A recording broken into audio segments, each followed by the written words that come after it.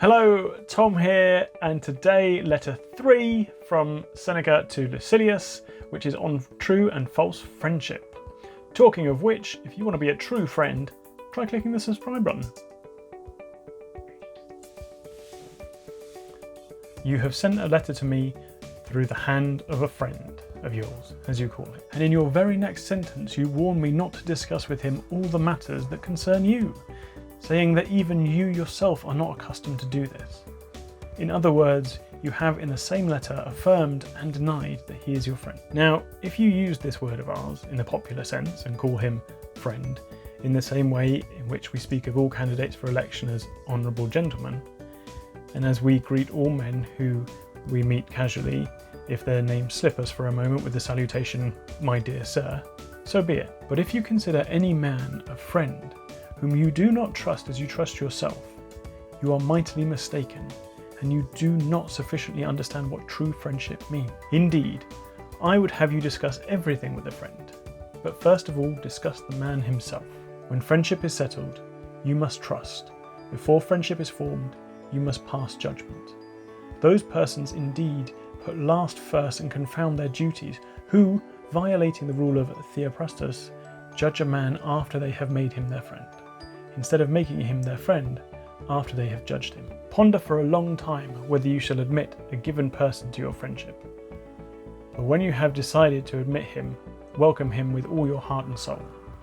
Speak as boldly with him as with yourself. As to yourself, although you should live in such a way that you trust your own self with nothing which you could not entrust even to your enemy, yet, since certain matters occur which convention keeps secret, you should share with a friend at least all your worries and reflections. Regard him as loyal, and you will make him loyal. Some, for example, fearing to be deceived, have taught men to deceive. By their suspicions they have given the friend the right to do wrong. Why need I keep back any words in the presence of my friend?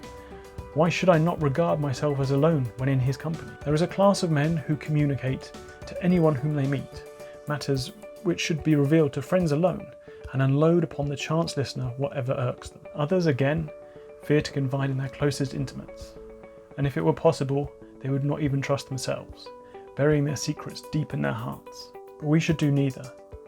It is equally faulty to trust everyone and to trust no one.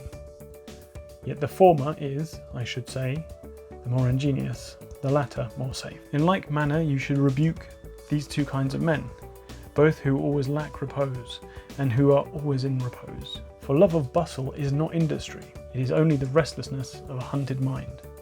And true repose does not consist in condemning all motion as merely vexation, that all kind of repose is slackness and inertia. Therefore, you should note the following saying, taken from my readings in Pomponius. Some men shrink into dark corners to such a degree that they see darkly by day. No, men should combine these tendencies. And he who reposes should act, and he who acts should take repose. Discuss the problem with nature, and she will tell you she has created both day and night. Farewell. Letter 3, on true and false friendship. What's it all about? What's he saying? So Seneca is saying to Lucilius, basically, if you trust someone, you should trust them fully and completely, and not hold anything back from them. But he's also saying, don't trust just everyone. Just take your time, judge the person first, and then make your decision.